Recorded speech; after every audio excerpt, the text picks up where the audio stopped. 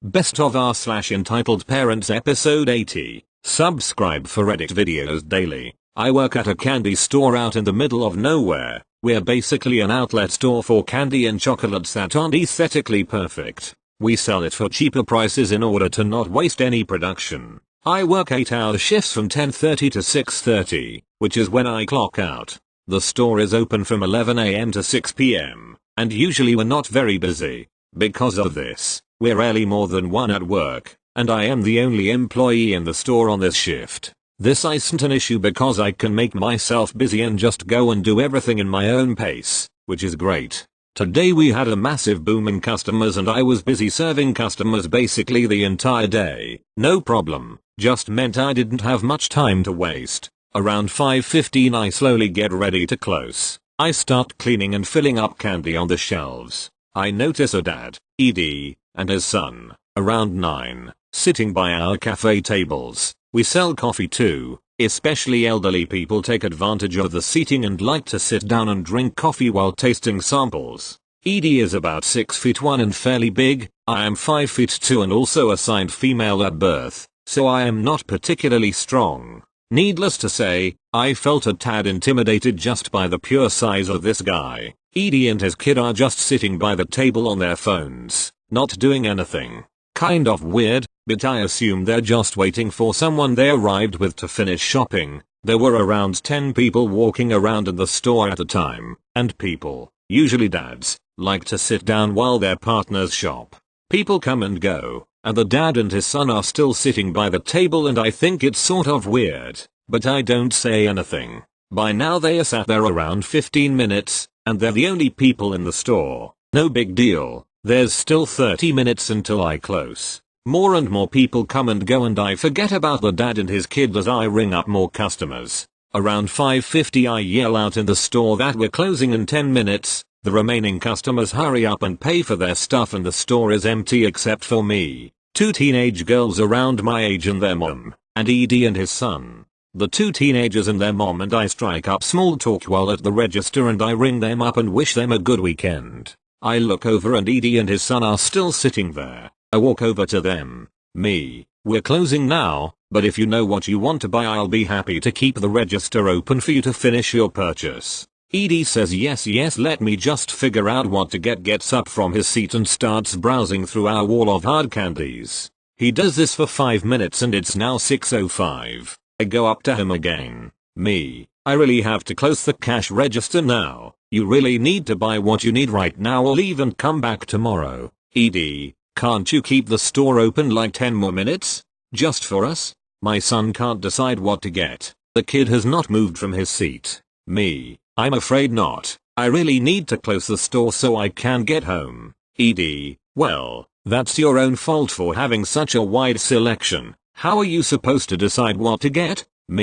You've been here for nearly 45 minutes. I know the selection is big but you've had plenty time. Ed, you're not seriously kicking out paying customers? I have no idea what to say to this man. So I just walk up to the cash register and I see Ed grab 3 bags of hard candy and he walks up to the cash register and I think thank fucking God. I ring him up. It'll be $6. Ed, number. It's $3. It says so on the wall. We have 2 hard candy walls, one off-brand for $1 a bag and one of our own brand for $2 a bag.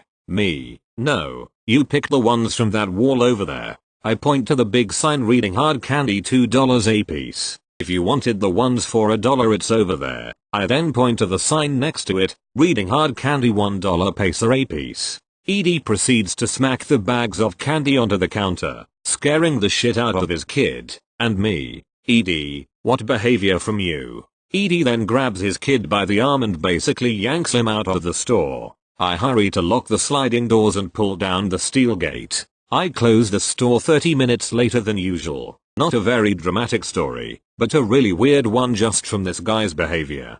Thank you. Next, was seeing the new Holi movie. When I walked in I noticed quite a few kids. This movie is a head R. First violent scene happened and the kids screamed. Then mom started screaming. I thought this was a comic book movie. She left and a few minutes later she came back in with one of the movie theater staff. loudly saying that this movie was inappropriate.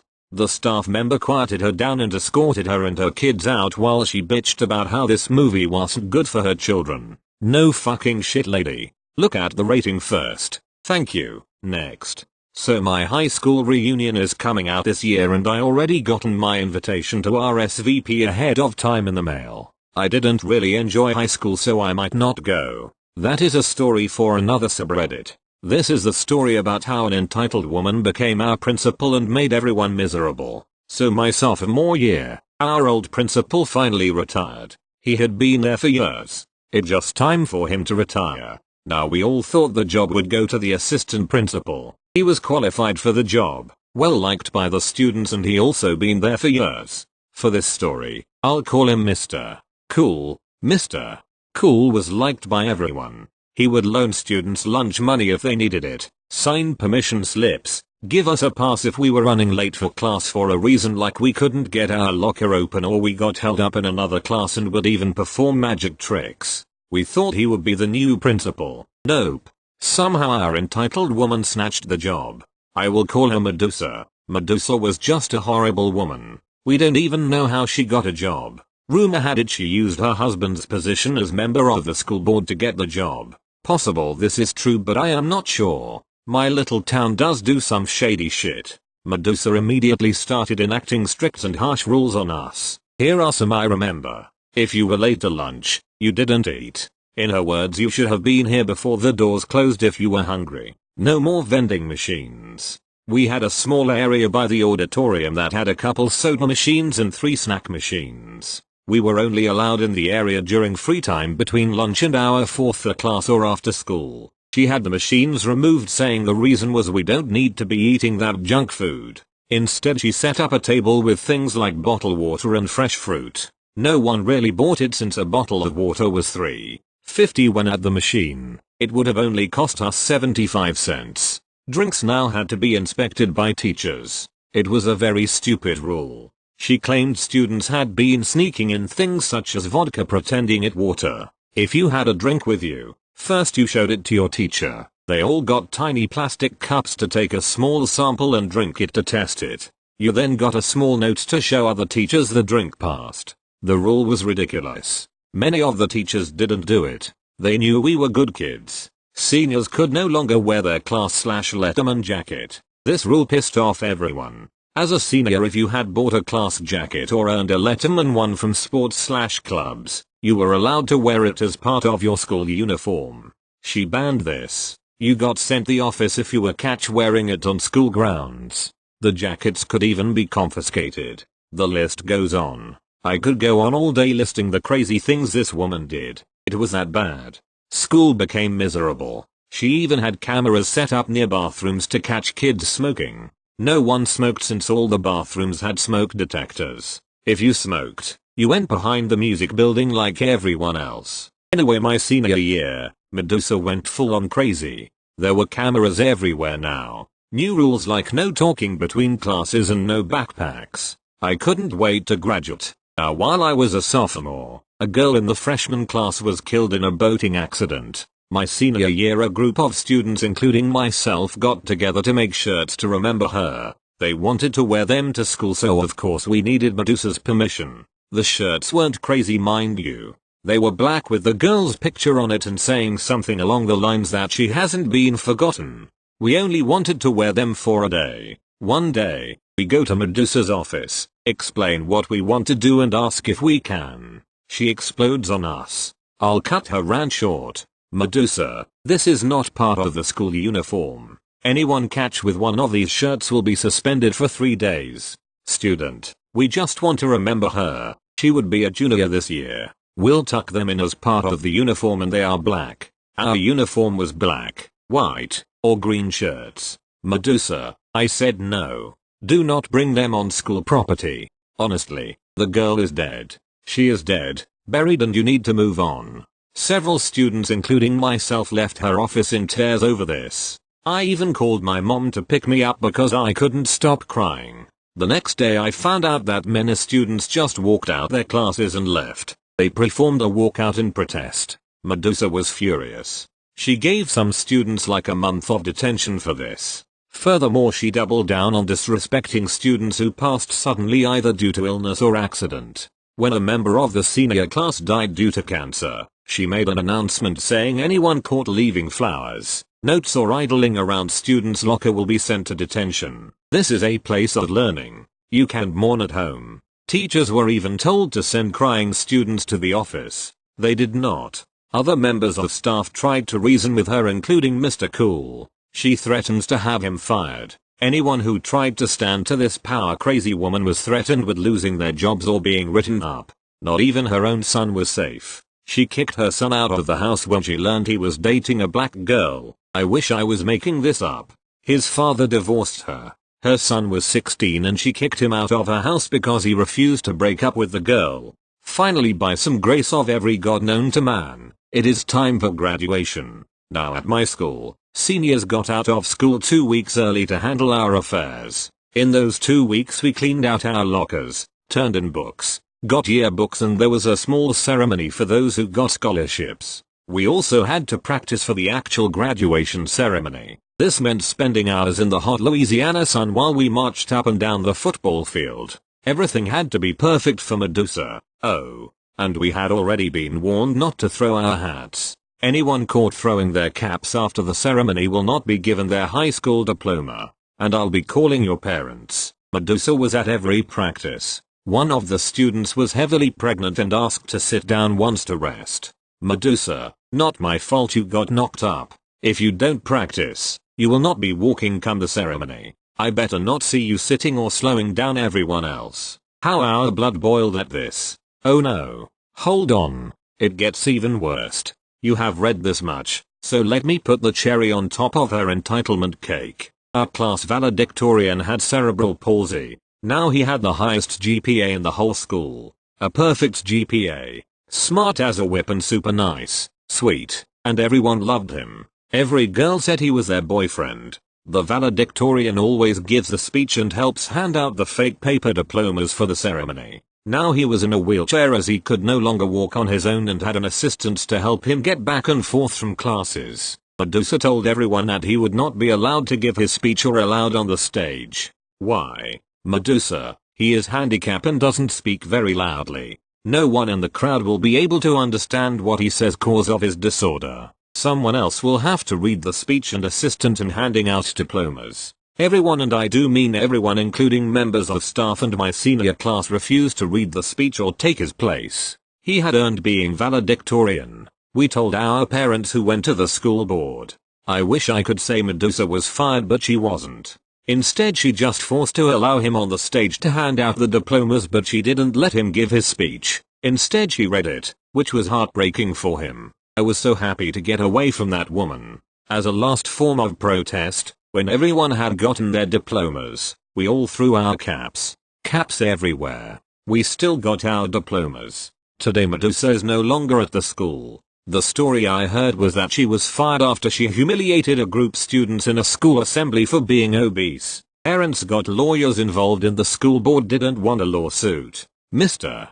Cool is acting principal. Sorry this is such a long story, but this woman was one of the reasons I didn't enjoy school. She was miserable entitled woman who in turn forced everyone else to be miserable just like her. A monster of Karen drunk on the power of being able to control the lives of high school students. How messed up can you be? Edit. Since some people are messaging with questions as to how this all went on for a whole year and even beyond when I graduated, I decided to make an update. First, keep in mind that this town is small. Our population peaked when we reached 6,000. That makes us only number 57th in large cities in Louisiana. We are known for some shady backroom local politics. This is how Medusa was able to do the things she did to us with little to no consequences on her actions. She knew someone, who knows someone, who knows someone who can sweep this under the rug. The school board was known for letting things slide until they got enough angry phone calls from parents to try and do something to calm them down. Plus my parents didn't believe some of the things I told them about. You principal isn't denying students food OP. Don't lie. I know high school is hard, but we have all been there before blah blah. They didn't believe a lot of stuff. That is possibly why it took so long for her to finally be fired. My niece is now a junior. Medusa got fired when she was a freshman. I believe because a few of the students were military, and thanks to the military base, our town gets extra income. They apparently get money for every military child in the school. The last thing the school or town wanted was for the military to pull all those kids out the school and send them to schools only on the base. They had threatened this before. The general at the time made it very clear he could have a high school built, staffed, and pull every military child out that school in a heartbeat. I know the story might not sound true, but I promise it is. Medusa was a bitter, entitled, self-centered woman who just hated everyone and everything. If you got questions for me, leave them in the comments and I'll answer as many as I can. Thank you. Next. Alright, first things first, I understand parental instincts. For example, if a boy hugs a girl while a parent is watching, they might get suspicious. A similar thing happens in this story, but EM takes it way too far. Also, this story was leaked 4 years ago, so I DK any more mayo. Just remember it, I guess. Some backstory. My friend SD, scared daughter 13F, was on edge the whole week. She is bi, and her mother is severely against all LGBTQ in general. Now me, 13M, was one of SD's best friends at the time, especially after this other arsehole bailed on us, which is a total side tangent I may or may not post, but you get the idea. And that other arsehole was SD's best friend at the time. SD was the new kid, so when me and OA, other arsehole, doesn't come up too much after this, came up to her on the first day and started acting really friendly, she was really happy. Insert about 5 months of the school year, OA bails and completely stops talking to us. Another random tangent, but OA was that fake goth scene girl you can all envision. Pretends to be all goth and deep but is sweeter than candy and has hair blonder than a banana. She's even lesbian, trying to pull the whole thing together. She's also the one with absolutely no friends at all, so the fact she dipped on the only ones she had were beyond SD, which probably started her whole spiral. Anyways, SD says that she was going to come out to EM on specific day, even if it risked getting kicked out of the house or beaten. SD was really kind and couldn't bear keeping a secret anymore, so she finally decided enough is enough. So, specific day rolls around and SD is absolutely miserable. I mean, moping around to every class, almost bursting into tears at any given time. And she didn't even try to muffle it either. I tried to stay with her through all of it, but our school was run by a total fuckwit with half a mind running the school, and if I was late it was automatic detention, so I never really saw her except for lunch. Fast forward about 4 hours, and the end of the day rolls around. SD looks about ready to commit suicide as she takes her stuff out of her locker. Tears are streaming down her face and she hasn't even seen EM yet. And about 3 minutes before we had to leave, into the office rolls EM, aka SD's mom. She looks down the hallway with the stereotypical tired mom look and sits at a bench nearby. SD finishes gathering her things and shuts her locker. She turns to look at her mom and turns back to me. She squeezes me in a hug and says, SD, thanks for sticking with me. If I don't come back, just know I'm safe with SD's friend. And that's when the shit hits the fan. Her mom almost throws her baby, 7 mon, educated guess, and storms down the hallway screaming at us. EM, hey, let go of her, creep. I pull away as fast as I can and drop my backpack. I've had experiences like this before, plus a rather biased fight or flight system, so I accept the worst, which was a swift kick to the gut. EM stops directly in front of us. She then grabs SD, yanks her away and behind her and says, EM, I'll deal with you later. The then runs to me and says, EM, as for you, what business do you have touching my daughter? Me. She seemed sad, so I tried to cheer her up. It is Friday tomorrow. EM, that gives you no reason to try and rape her. If this seems unbelievable, just think how I felt enduring this. I thought she escaped from a psych ward. At this point SD interrupts saying, SD, mom, are you crazy? Why would he rape me? EM gives SD a hard slap across the face before screaming, EM, you shut your fucking mouth. I am trying to deal with a pedophile here. Me, EM, stop being irrational. We're in a Catholic school for fuck's sake. EM, oh, look at the pedo using his big boy words. You wanna fucking square up, you little perv? Me, looking for literally any escape. I notice my friend R, from a previous story, P, and he's just staring at me looking like he's about to witness murder. I mouth to him, help me. He shouts at me, R, watch out. I waste no time before diving to the ground. If I had taken a split second to look at what was happening, I would have caught a right hook right to my teeth. I whip myself off the ground and get ready to block anything she throws. I took a few years of self-defense training. I had no intentions of fighting back, just to block the aggressor's attacks, which BTW, is, from me, a suggested fighting tactic unless you are being gangbanged. Don't fight back, just protect yourself. She throws a few more punches that I narrowly dodge before leaping for my backpack to make a getaway. I snag my backpack just as EM connects a nice punt right to my chest. I recoil back into the nearby door as I try to scramble back on my feet. I start a full-on sprint the other direction, trying to at least get to my ride home. I narrowly managed to escape and didn't stop running until I was in a close enough proximity to my bus that I felt safe. As I was running away, I heard SD screaming at her mom through ferocious sobs. I heard another loud slap before I made it out the door with only a bruise on my chest. And that's it, folks. Go ahead and say it's fake. I'll wait. It's not fake. I promise. Some people are really that crazy. Thank you. Next. This is a long story, so sit back and enjoy the salt. This happened a few years ago and me and one of my close friends were in a fishing tournament my mom had recommended for us to compete in. Everything was going good. We sat through the breeding, had a small breakfast and set up for the big launch. After the air horn went off, I floored it while we were jamming out to Katy Perry and AC/DC. We get to the spot that we had scoped out the week before. It was a sunken boat near laying about 10 feet down and it was sitting on our edge, so it was prime territory for big bass. The tournament had allowed us to catch all bass even stripes and me and my friend were excited. We unbuckled our life vest and I throw my friend his pole and grabbed mine. Our plan was for me to fish the edge with a jig and my friend would fish with a jerk bait on top.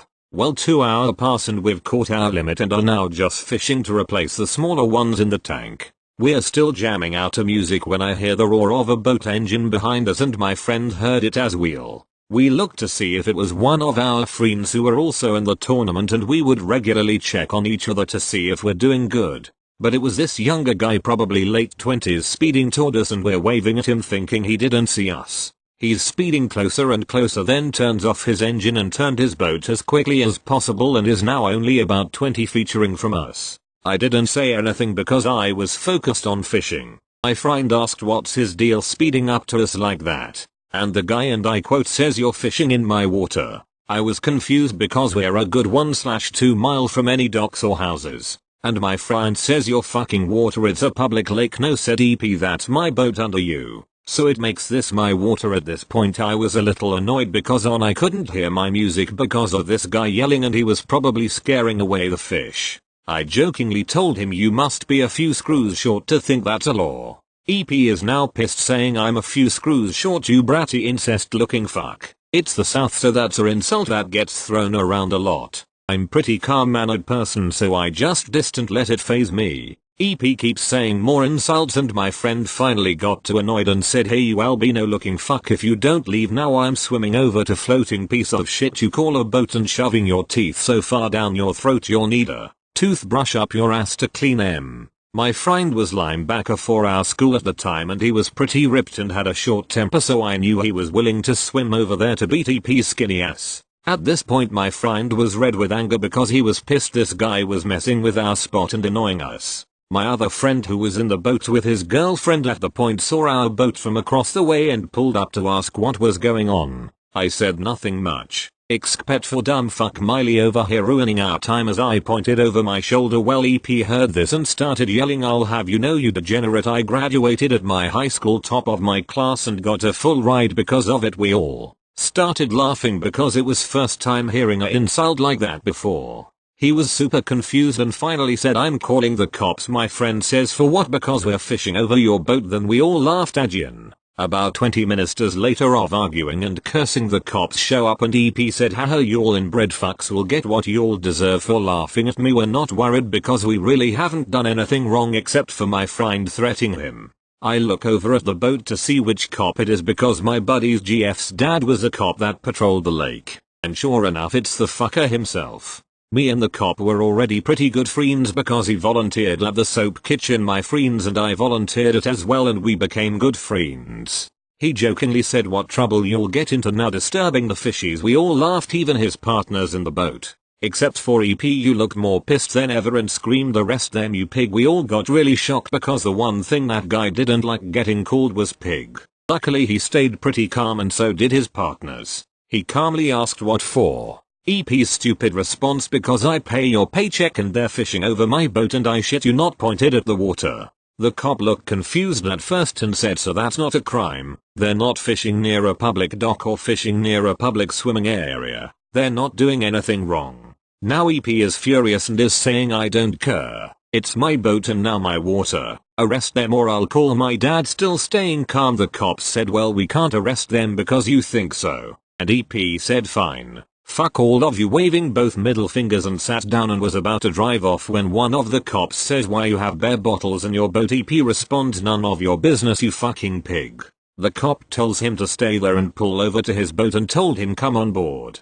Surprisingly he obliged. EP is now yelling this is against the law to hold somebody in a boat without their permission. And the motherfucking OG said, not unless we have suspicions of alcohol or illegal substances on the boat. EP's face went blush and the cops gave him a breathalyzer test, and then you hear the clicking of the handcuffs and the cops saying you're under arrest for DUI. And they sat him on the seat and searched the boat to find 8 empty beer bottles and a case of Bud Light sitting in one of the compartments. We're all just sitting there not trying to laugh. And EP just bursted out, fuck you pigs, and started kicking. He kicked the dad cop square in the nuts and the other cops wrestled him and put him in ankle cuffs and something else that made it impossible to move. The cops politely asked if we could PLZ go fish somewhere else while this is handled. We obliged since the cop was one of our friends and they were just doing our job, so we headed our separate ways and ended up winning the tournament that day. Thank you. Next.